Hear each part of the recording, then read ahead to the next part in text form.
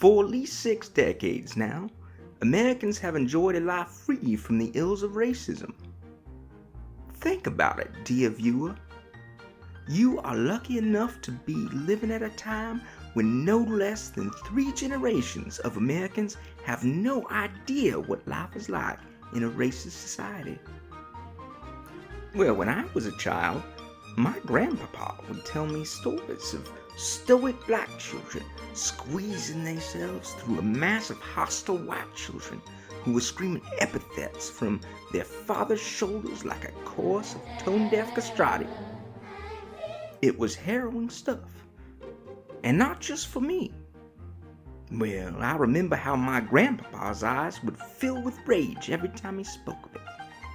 At times, it almost felt as if he was still there, shouting curses from atop his father's shoulders. Turn on your television today, though, and you'll see white and black children playing together like it's the most natural thing in the world. Visit the mall and you'll see blacks and whites drinking from the same fountain with nary a corporate diversity officer in sight. And where banks were once able to deny loans on the basis of race willy-nilly, now they must manufacture elaborate pretexts, making it a whole thing that is usually more trouble than it's worth. Yes, we have made great strides, but maybe you don't find anecdotes and TV commercials convincing. Maybe you'd like to see some hard data to back up the assertion that racism is well and truly over. Well, as it happens, we possess a foolproof method for determining when and where racism exists. While you and I sleep the sleep of the innocent, our foremost conservative legal minds relentlessly scour existing legislation for one of the 2 crucial elements necessary for racism. The first, express hatred of a different race. The second, the N-word. Without at least one of these 2 elements, racism cannot be present. And that is a matter of legal fact, as clearly stated somewhere in Title 18 of the United States Congress, or USC. And guess what? Year after year, scholars from think tanks as ideologically diverse as the Right-Wing Heritage Foundation and the Far-Right Federalist Society consistently hand down the same verdict: not racist. Is it possible that these venerable legal institutions are both mistaken? Well, according to some radical legal scholars called critical race theorists, it isn't just possible, it's true. But this poses a problem. How do you convince the public that racism is everywhere when there are no N-words you can point to in any existing legislation? Simple. You take over the education system and teach the children abstruse legal theory. It's the oldest trick in the book, but one that patriots like me were there to document. This is what I found. I first encountered critical race theory a few months ago when I attended a school board meeting in Springfield, Missouri. Despite having no children myself, I decided to check it out after hearing conservative political theorist Steven Crowder mention that such events were hotbeds of critical race theory. Though there seemed not to have been any CRT advocates at that one. It most definitely was crawling with single mothers, and so I quickly made a habit of attending. It wasn't until my 4th meeting that the catastrophic consequences of teaching CRT became apparent. The mood was tense from the get-go. Sarah, a mother whose number I'd gotten the meeting prior, was putting 0 effort into our conversation. After I informed her that she had given me the wrong phone number, she immediately changed the subject before an emergency text message took her to the other side of town. Meanwhile, a number of parents had queued up before the podium, each one testifying to recent and troubling developments in their children's behavior. As they told their stories, it soon became clear that a common thread ran throughout all their accounts. The children had recently begun asking bizarre questions with no easy answer. One such question was related by an exhausted mother. According to this mother, who shall remain anonymous since I was not fast enough to catch her in the parking lot and get her name before she sped away, her 8-year-old daughter had been a typical American girl. But one day, out of nowhere, the child approached her, teddy bear in hand. "Mommy," the child said, "what sets critical race theory apart from the broader legal realist framework?"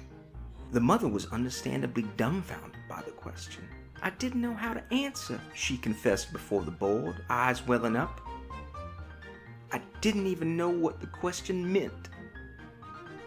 Her eyes hit the floor in shame and embarrassment as tears spilled down her face. She wasn't alone. All the way across the auditorium, a father pleaded as security rushed toward him. "I can no longer help my son with his homework. Please, these are children, not law students."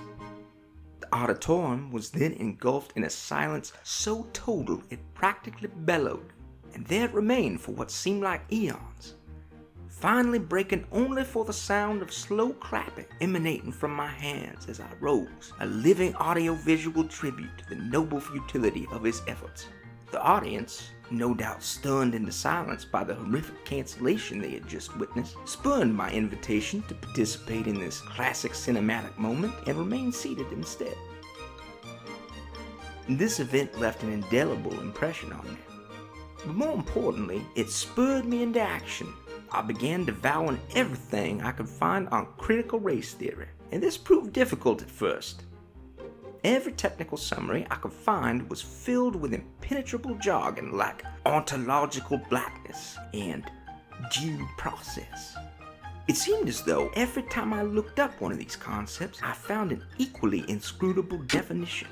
Finally, after nearly an entire half hour trying in vain to find a Bing result I could comprehend, I was greeted with a flashy advertisement for a university.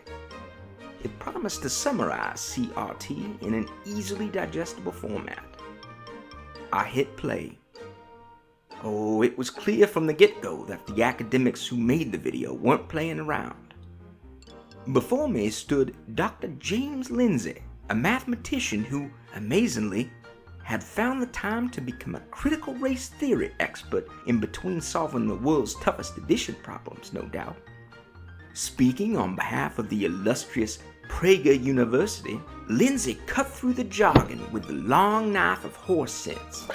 Critical race theory was an insidious philosophy, promoting the ludicrous idea that racism is everywhere, absence of N-words be damned. Why couldn't the search results just say that, you may be wondering? Fortunately, I didn't have to wonder, because as a longtime follower of Antonin Scalia, I already knew the answer. See, what you have to understand is that jurisprudence is really, really easy.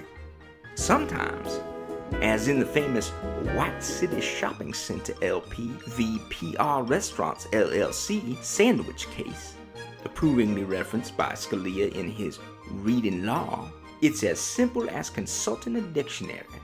And I'm not even talking about a legal dictionary. I'm talking about one of those old-fashioned Merriam-Webster doorstops that have long comprised the entire works cited page of high school essays. A lot of people are unaware of how simple it is to do law, and that is precisely why we are under such threat. If you have to consider centuries of precedent on top of the Constitution, your available options for deciding a case are significantly fewer, resulting in bored and tepid opinions with way too many citations, which are liberal and activist. But when you don't have to take so-called real-world factors into consideration, when you only consider how jurists understood the meaning of terms in 1776, and then again during the 40-year period from 1897 to 1937, you can make the words mean almost anything. This is conservative, and it results in opinions that are a lot more fun to read. Is it any wonder then that John Q. public Facebook profile so frequently speaks with greater authority on legal issues than Breyer or Sotomayor? Of course not. when Ketanji Jackson Brown fully clogs the pipes of law with extraneous details like precedent and context, it's Joe the plumber who cleans it up. But what do you do when our schools are flooding an entire generation with a veritable torrent of context? That, my friends, is the question. On every issue from guns to God, only we, the lay people, are there to shield the common sense of the Constitution from the tyranny of common law. The coastal elites love to pay lip service to judges and scholars. But consider this. Yours truly has never stepped foot inside a law school. Despite this, here you are listening to my no bullshit think piece, and not convoluted progressive pablum like Das Kapital or Griswold v. Connecticut. As a so-called real lawyer would say, QED.